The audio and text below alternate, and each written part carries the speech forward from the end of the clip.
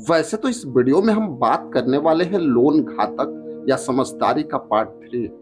वैसे तो पार्ट 1 में हमने अभी तक देखा कि कर्ज कैसे एक आम जिंदगी को अंदर से खोखला करता है। वैसे तो अगर पार्ट 1 को अभी तक आपने नहीं देखा तो इसी वीडियो के डिस्क्रिप्शन बॉक्स में जाके पार्ट 1 को जरूर देखें। तो वही पार्ट 2 में आपने जाना बैंक की वो सच्चाई जो कभी खुल के बैंक के कर्मचारी आपको नहीं बताते।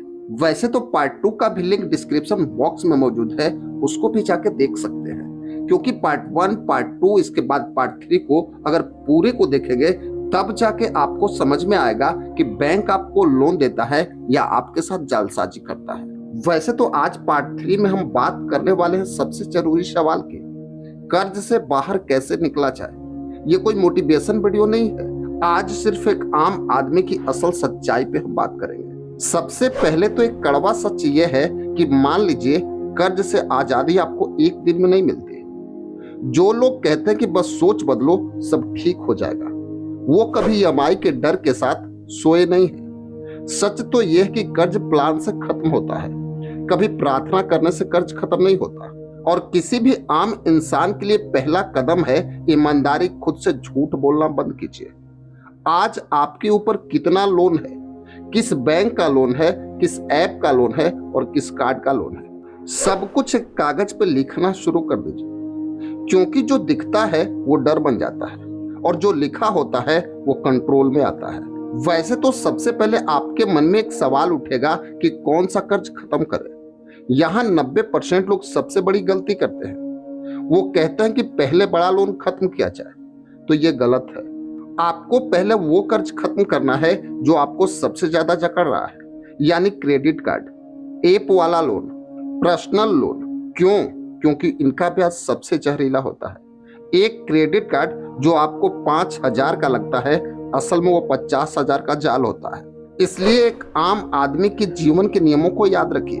पहले हाई इंटरेस्ट कर्ज खत्म करो, फिर बड़े लोन की बारी होगी। वैसे तो आपके मन में भी एक सवाल चल रहा होगा कि ईएमआई कम करने का असली तरीका क्या है।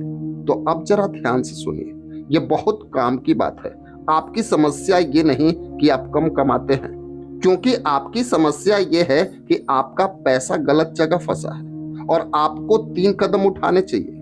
पहला कदम ये होना चाहिए कि ईएमआई को रीशेड्यूल कराइए। बैंक डराता है, लेकिन सच तो ये है कि बैंक आपको खोना नहीं चाहता। आप जाके बैंक से बोलिए ईएमआई कम चाहिए, समय बढ़ाइए, अक्सर ईएमआई कम हो जाती है। वहीं अगर दूसरे कदम की तरफ देखा जाए तो लाइफ स्टाइल 1 साल के लिए पीछे कर दीजिए। कोई नया मोबाइल नहीं, कोई बड़ा शौक नहीं, कोई दिखावा नहीं, क्योंकि 1 साल की शक्ति पूरी जिंदगी की राहत बन सकती है। और आपका तीसरा कदम यह होगा कि एक्स्ट्रा पैसा सीधे कर्ज में डालिए, बचत निवेश नहीं। पहले कर्ज फिर बचत। क्योंकि अगर देखा जाए तो एक आम आदमी को समझने की सबसे बड़ी ताकत तो यह है कि आप अमीर नहीं हैं। कोई बात नहीं, आपके पास एक चीज है, समय और मेहनत। एक छोटा सा साइड इनकम सोचिए, 2 घंटे रोज छोटा काम कीजिए। ईमानदार मेहनत, वो पैसा कर्ज के लिए रखिए। क्योंकि इतना याद रखें कि साइड इनकम लाइफ स्टाइल के लिए नहीं होता, लिबर्टी के लिए होता है। वैसे तो एक बात अपने दिमाग में जरूर बैठाइए कि बैंक से डरना बंद कर दीजिए।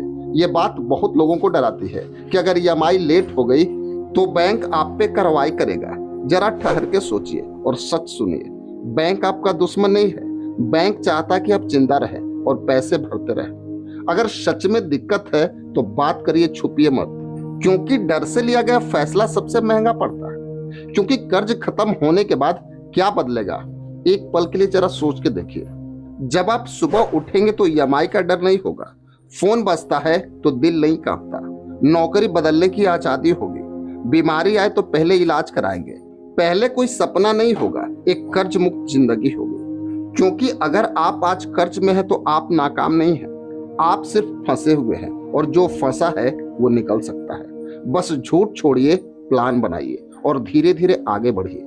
अगर ये वीडियो आपको थोड़ा सा भी सच लगा हो तो इसे लाइक जरूर कीजिएगा, किसी एक दोस्त को भेजिए और चैनल को सब्सक्राइब जरूर कीजिएगा, क्योंकि ये चैनल आपको अमीर नहीं आजाद बनाएगा। बस आज के लिए इतना ही, फिर मिलेंगे अगले वीडियो में। तब तक के लिए जय हिंद।